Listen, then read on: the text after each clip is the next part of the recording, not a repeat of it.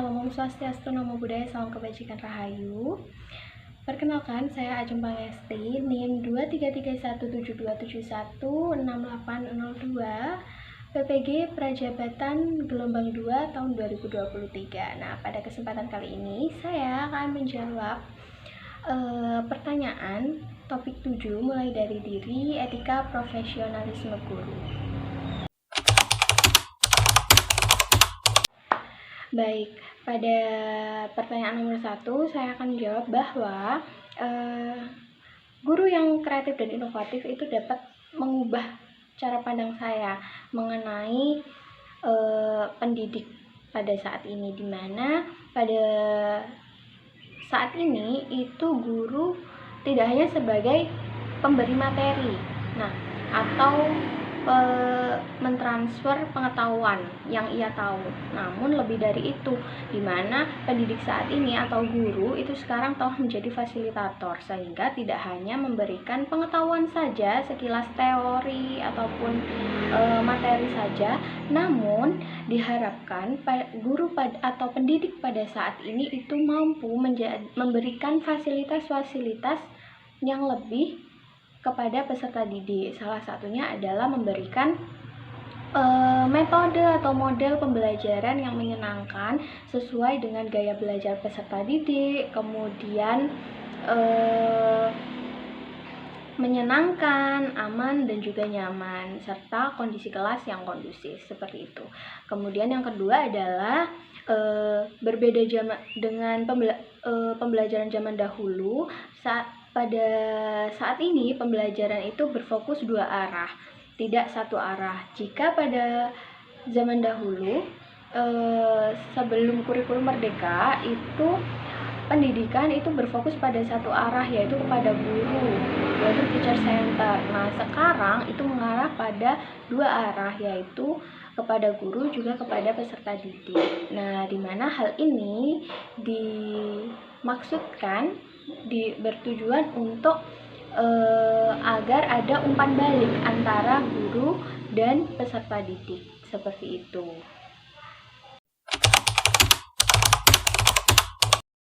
Ya, saya pernah mendapatkan pengalaman mempunyai guru yang kreatif dan inovatif pada masa SMA, yaitu pada mata pelajaran Bahasa Indonesia, di mana guru tersebut itu selalu memberikan pembelajaran itu yang sangat menyenangkan, seperti bermain teka-teki silang, kemudian menonton film, di mana menonton film itu karena basic bahasa Indonesia ya, setelah menonton film itu kita disuruh mengamati, menjelaskan seperti wataknya, terus tokohnya, kemudian alur cerita, dan seperti itu.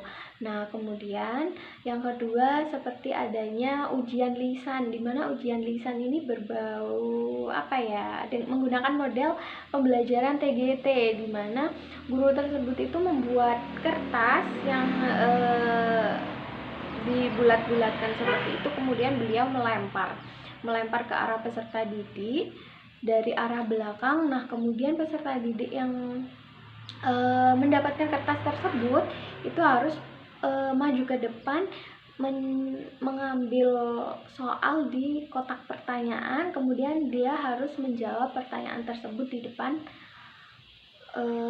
kelas, seperti itu, di depan teman-temannya. Nah, seperti itu. Nah, begitupun seterusnya. Nah, jadi menurut saya hal tersebut itu sangat menantang bagi peserta didik ya.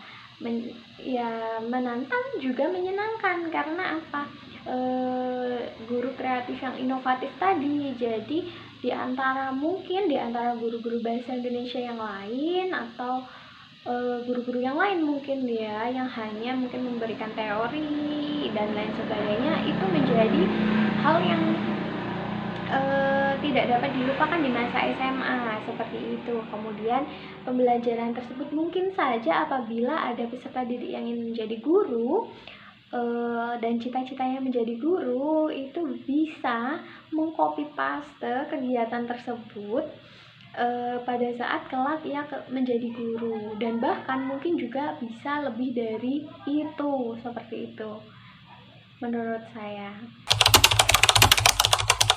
Tentunya jika menurut saya dan sepengetahuan saya yang pernah saya alami adalah selama PPL 1 ini, untuk mengukur tingkat kreativitas dan inovasi guru atau pendidik itu dapat dilakukan secara langsung dan tidak langsung ya.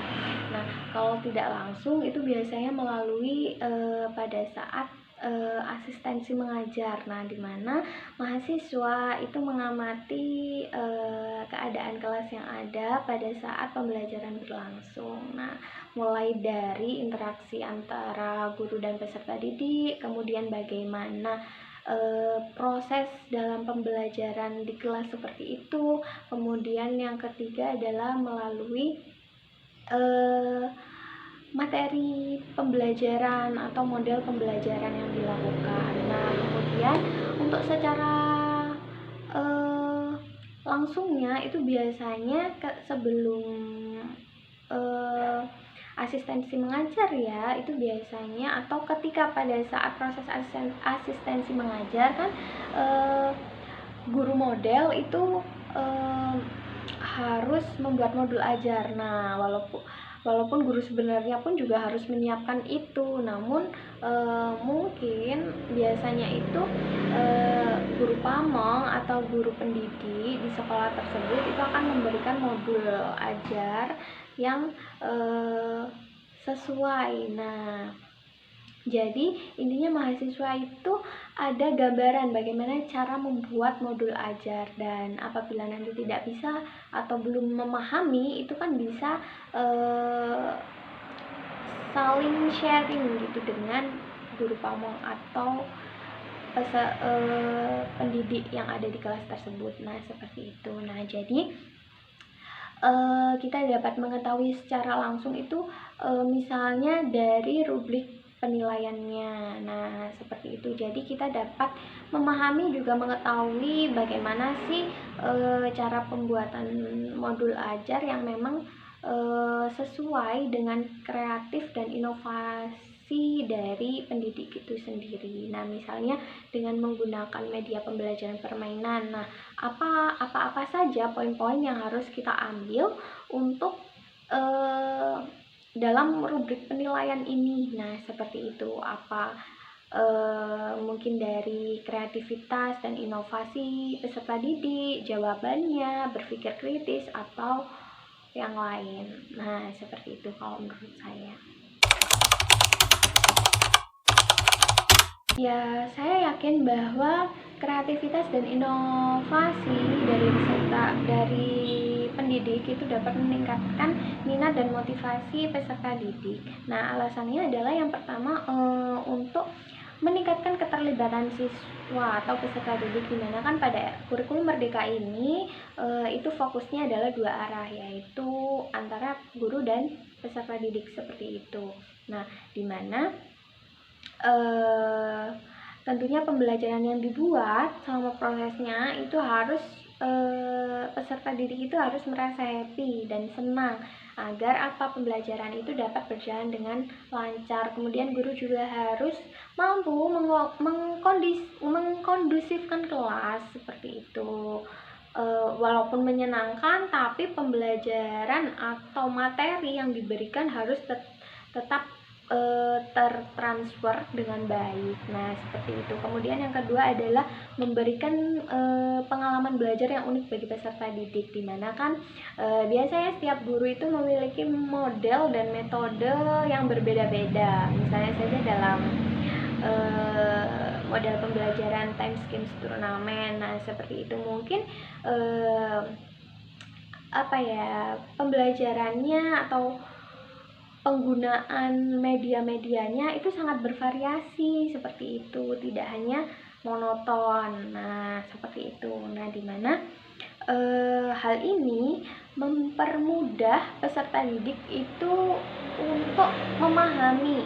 Nah, untuk memahami pembelajaran atau materi yang sedang diberikan oleh pendidik atau guru. Nah, kemudian yang ketiga adalah membangun rasa ingin tahu peserta didik serta dapat memberikan kesempatan bagi mereka untuk berkreasi, di mana pada sebelum kurikulum merdeka itu kan pusat pembelajaran itu ada pada guru. Nah, sekarang kan sudah berbeda, di mana pusatnya adalah peserta didik. Nah, maka dari itu peserta didik diharapkan untuk mampu mengembangkan pembelajaran yang telah dia dapat, seperti itu.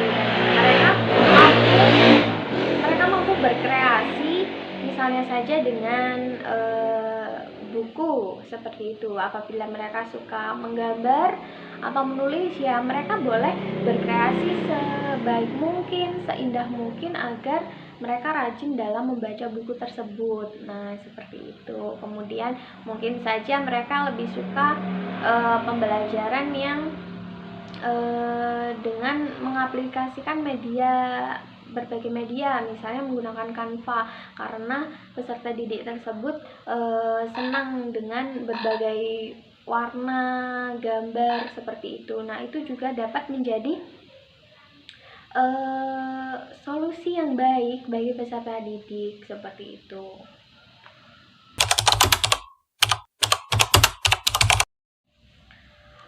Menurut saya, kreativitas dan inovasi itu mampu meningkatkan keterampilan dalam pemecahan masalah dalam pembelajaran. Itu tentunya sangat-sangat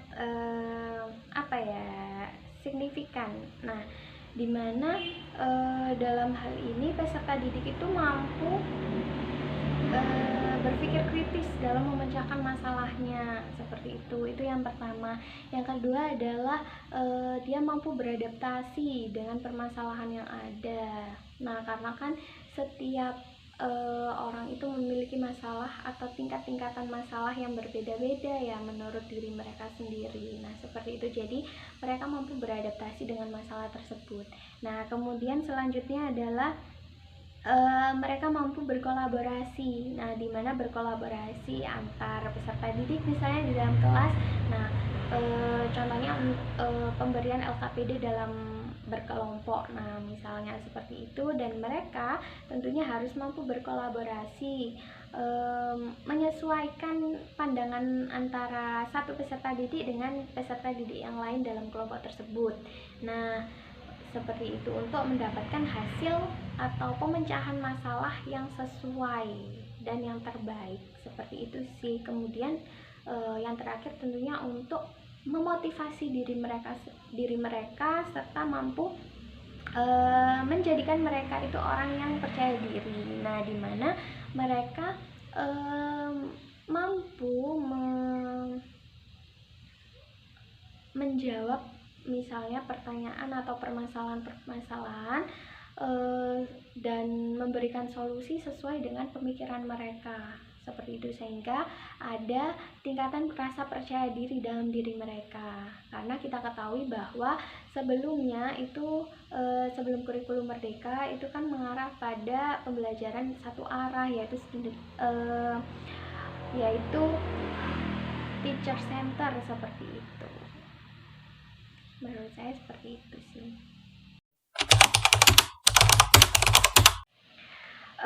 Baik, mengenai penggunaan teknologi dapat memainkan peran penting dalam mendukung pendekatan guru yang kreatif dan inovatif. Tentunya dapat menunjang ya pembelajaran, terlebih pada era Society 5.0 ini, di mana teknologi itu memiliki peran yang sangat besar, terlebih dalam bidang pembelajaran, seperti itu. Nah, salah satunya adalah dengan adanya teknologi ini, peserta didik dan guru itu mampu memodifikasi pembelajaran, di mana pembelajaran itu yang menyenangkan.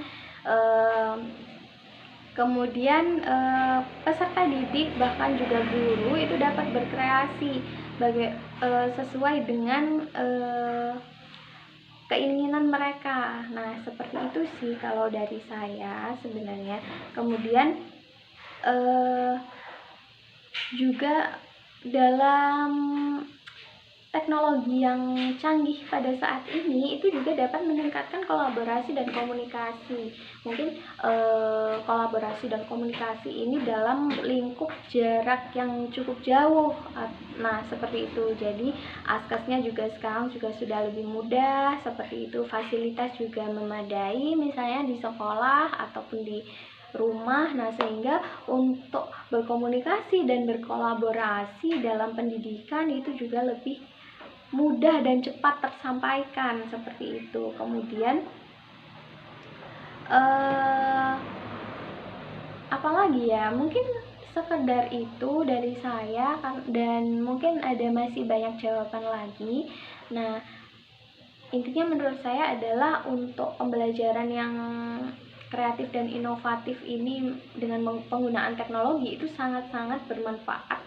Nah, dimana manfaatnya adalah selain menciptakan motivasi belajar, gaya belajar bagi peserta didik, serta meningkatkan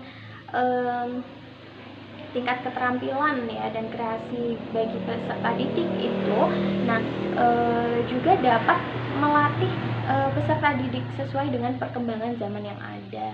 Jadi peserta didik itu tidak sampai tertinggal tentang penggunaan teknologi yang ada, seperti itu.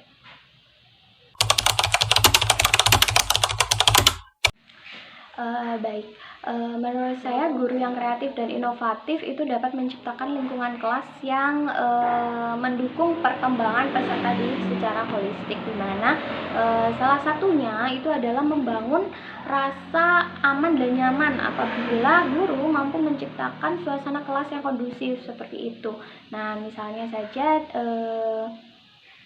mendorong siswa untuk saling menghormati satu sama lain, kemudian memberikan kesempatan kepada peserta didik untuk mengekspresikan dirinya ketika di dalam kelas apabila dia merasa aman, karena kan biasanya kalau di dalam kelas peserta didik sudah merasa aman dan nyaman, tentunya dia pede dalam mengemukakan pendapatnya, misalnya seperti itu. Nah, kemudian selanjutnya adalah yang kedua, mendorong rasa keingintahuan dan kreativitas. Nah, apabila mereka sudah merasa aman dan nyaman, dalam artian guru mampu mengkondusifkan suasana kelas, tentunya peserta didik itu akan terdorong untuk berpikir kritis dan kemudian terbuka dalam bertanya kepada guru, seperti itu.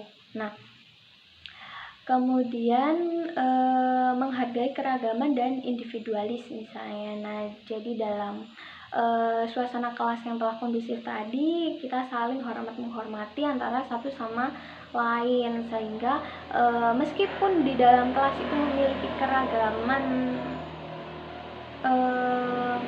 dalam setiap peserta didiknya, mereka mampu menyesuaikan, menyeimbangkan, seperti itu. Nah, kemudian tentunya juga membangun rasa percaya diri karena sudah merasa aman dan nyaman ketika di kelas. Seperti itu sih menurut saya. Dan mungkin ada tambahan lagi, yaitu mendorong adanya kolaborasi dan kerjasama. Jadi otomatis ketika mereka merasa aman dan nyaman, kepada guru maupun kepada peserta didik lainnya atau teman-temannya sesama peserta didik, tentunya apabila mereka ada lembar kerja secara berkelompok, mereka dapat berkolaborasi dan bekerja sama dan mampu bertukar pikiran karena adanya keterbukaan tadi, seperti itu.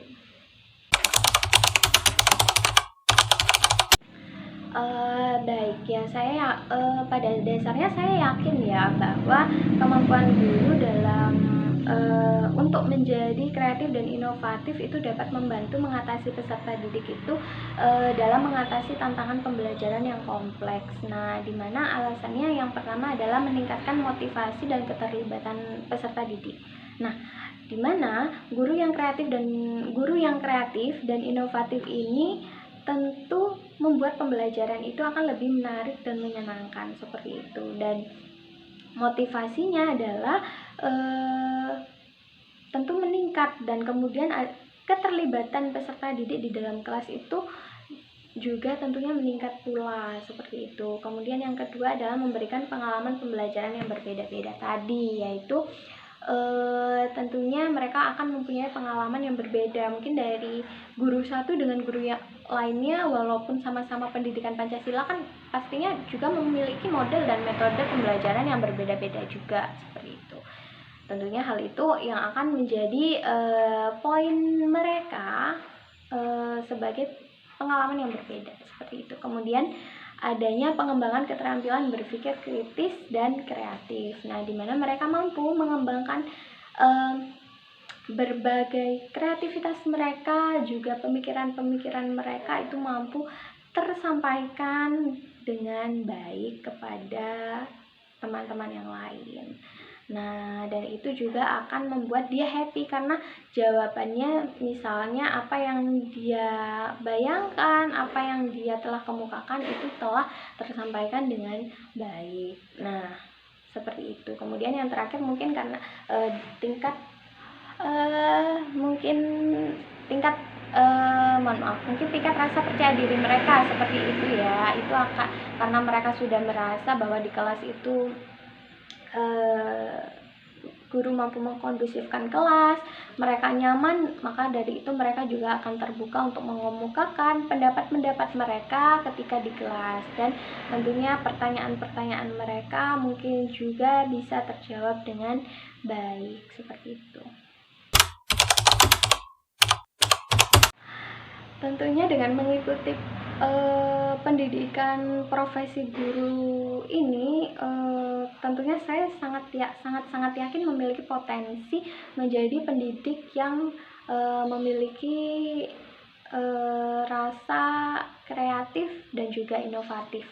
Nah, hal ini tentunya tidak di masa depan saja, pada saat ini pun ketika saya setelah saya PPL 1, nah saya merasa bahwa saya berpotensi untuk berinovasi dan kreatif, di mana saya memberikan model pembelajaran yang bervariasi, kemudian memberikan materi-materi itu yang menyenangkan bagi peserta didik seperti itu. Dan mungkin di kedepannya nanti ketika saya benar-benar setelah menjadi guru, saya mampu berinovasi dan berkreasi dengan teknologi yang ada. Misalnya saja saya lebih mampu menguasai dengan penggunaan media sosial seperti itu, kemampuan kemudian untuk materi pembelajaran itu lebih menyenangkan lagi. Misalnya saya pada saat